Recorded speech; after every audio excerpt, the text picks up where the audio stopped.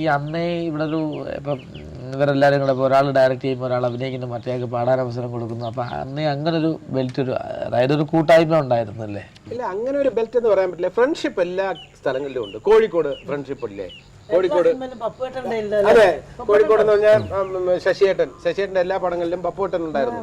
അത് കോഴിക്കോട്ടുകാരനായതുകൊണ്ട് ഇട്ടതല്ല, അവരുടെ ടാലന്റ് മനസ്സിലാക്കി നെല്ലിക്കോട് ഭാസ്കരൻ ചേട്ടൻ അങ്ങനെ ഒരു ടീം പോലെ. അത് കോഴിക്കോട് ബെൽറ്റ് എന്ന് പറയാൻ പറ്റില്ല. അതേപോലെ എറണാകുളത്ത് ബേസ് ചെയ്ത് JC സാറിൻ്റെയൊക്കെ സംവിധാനത്തിൽ ഒരുപാട് പടം, കലൂർ ഡെന്നിച്ചാൻ, ജോൺ പോൾ സാറ്, അവരുടെയൊക്കെ ഒരു ടീം ഉണ്ടായിരുന്നു. അതാത് പ്രദേശത്ത് ഒരു കൂട്ടായ്മ വരുമ്പോൾ അത് ബെൽറ്റ് എന്ന് പറഞ്ഞ് അതിനെ കളിയാക്കാൻ പാടില്ല, അത് വേണമെങ്കിൽ അപ്രീഷിയേറ്റ് ചെയ്യാം. അയ്യോ അങ്ങനല്ല സാറേ, ആ ഒരു കൂട്ടായ്മയും പറഞ്ഞത്. ഇപ്പം പരസ്പരം കഴിവുള്ള സുഹൃത്തുക്കൾ തമ്മിൽ പരസ്പരം അത് അംഗീകരിക്കുക എന്ന് പറയുന്നത് തന്നെ ഒരു വലിയ മനസ്സാണല്ലോ സാർ. പിന്നെ സാറിൻ്റെ മുമ്പേ ചേച്ചിയുടെ കാര്യം പറഞ്ഞിരുന്നു, സാറിൻ്റെ മൂത്ത സഹോദരി പ്രിൻസിപ്പൽ.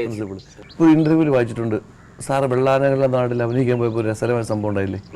മനസ്സിലായി. ആ അനുഭവം ഞാൻ പറയാം. അതായത് എൻ്റെ പ്രിൻസിപ്പൽ ചേച്ചി അന്ന് പന്തളം NSS കോളേജിൽ എക്കണോമിക്സ് PG പ്രൊഫസറായിരുന്നു. ചേച്ചി അന്ന് അവിടുത്തെ ഹോസ്റ്റൽ വാർഡൻ കൂടെയായിരുന്നു. ഞാൻ സിനിമയിലേക്ക് കയറി വന്ന കാലം.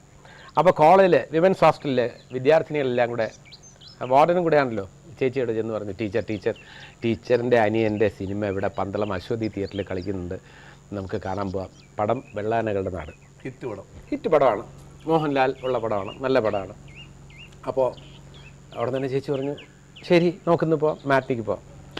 പിന്നെ അതിനുശേഷമുള്ള സംഭവം എന്ന് പറഞ്ഞാൽ ചേച്ചി അന്ന് ഈ മൊബൈൽ ഫോണൊന്നും ഇല്ലല്ലോ, ചേച്ചി എന്നെ ഫോണിൽ ഞാനുള്ള ഹോട്ടലിൽ ലാൻഡ് ഫോണിൽ വിളിച്ചിട്ട്, എടാ നീ എന്നെ നാണം കെടുത്തി കേട്ടോ. കുട്ടികളെല്ലാം പറഞ്ഞ് ഞാൻ വെള്ളാനകളുടെ നാട് കാണാൻ പോയി, നിനക്ക് നാണമില്ലേ, നീ ഒരു കോളേജ് അധ്യാപകനല്ലേ, ശോഭന കുളിക്കുന്നത് ഒളിഞ്ഞു നോക്കാൻ പോകും. ചേച്ചി അത് ഞാനല്ല, അത് ടാർ തൊഴിലാളി കുമാരനാണ്. അതൊക്കെ ശരി, അങ്ങനെയുള്ള റോളുകളൊന്നും ചെയ്യാൻ പാടില്ല, നീ ഒരു കോളേജ് അധ്യാപകനാണ്, അത് മറക്കരുത്. ഞാനങ്ങ് കുട്ടികളെല്ലാം കൂടെ പറഞ്ഞ് ഞാനങ്ങ് സന്തോഷത്തിൽ പോയി. അവിടെ ചെന്ന് ആ സീൻ കണ്ടപ്പോൾ ഞാൻ തല കുനിച്ചു കുറേ നേരം ഇരുന്നു എന്ന് പറഞ്ഞു. അത് ഒന്നൊന്നര സീനാണ്, ഗംഭീര സീനാണ്. എനിക്ക് വളരെ അപ്രീസിയേഷൻ കിട്ടിയ സീനാണ് വെള്ളാനകളുടെ നാട് എന്ന് പറയുന്ന ആ ചിത്രം. നിങ്ങൾ മനസ്സിലൊന്ന് സങ്കല്പിച്ചു നോക്കൂ.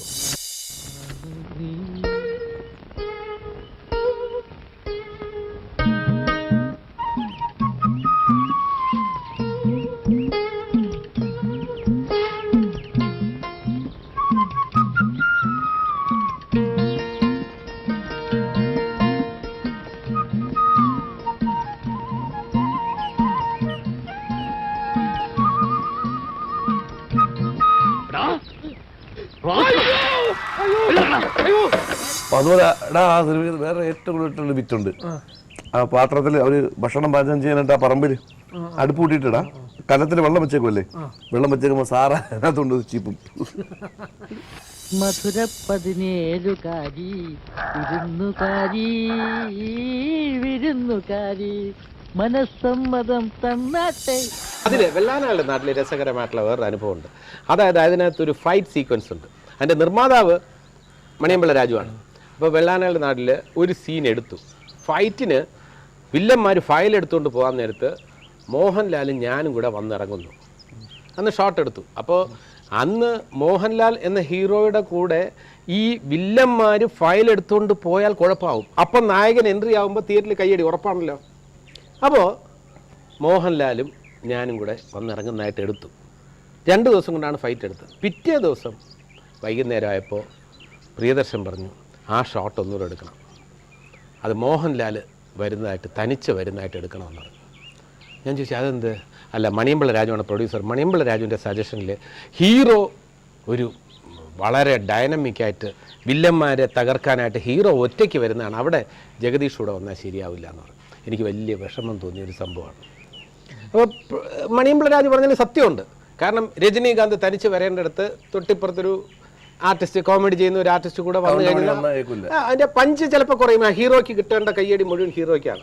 അപ്പോൾ എനിക്ക് മാനസികമായിട്ട് ചെറിയ വിഷമം തോന്നി. സാരമില്ല, അപ്പോൾ ഞാൻ എപ്പോഴാണ് പിന്നെ വരേണ്ടത്? ആ ഫൈറ്റ് തുടങ്ങി ഒരു 2 പഞ്ച് കഴിഞ്ഞിട്ട് ജഗദീഷിൻ്റെ വരവെടുക്കാം. യഥാർത്ഥത്തിൽ തിയേറ്ററിൽ മോഹൻലാൽ വന്നിറങ്ങുമ്പോൾ കൂടെ ഞാനും കൂടെ വരുന്നത് ജനം കൈയടിക്കുന്നു ഒക്കെ ഞാനങ്ങ് സ്വപ്നം കണ്ടുപോയി. അപ്പോൾ അത് മാറ്റിയെടുക്കുന്നു എന്ന് പറഞ്ഞപ്പോൾ എനിക്ക് സത്യം പറഞ്ഞാൽ വളരെ വിഷമം തോന്നി. ഞാനന്ന് വളരെ സങ്കടത്തിലായിരുന്നു.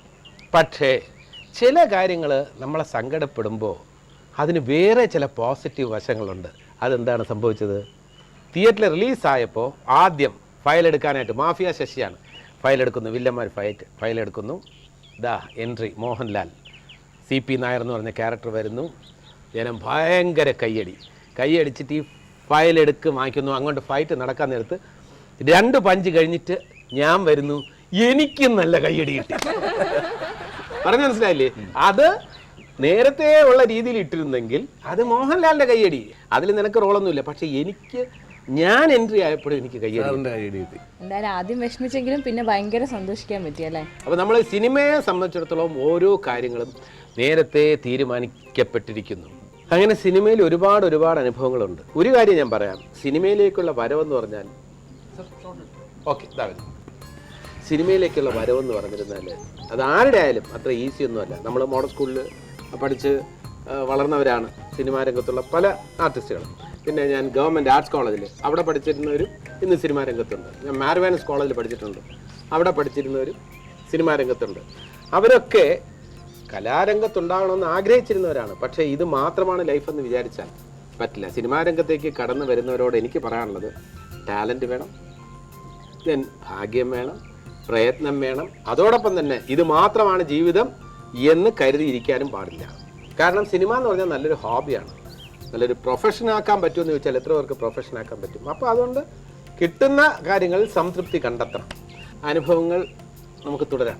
ഓക്കെ, ഷോർട്ടിന് ശേഷം. Thank you.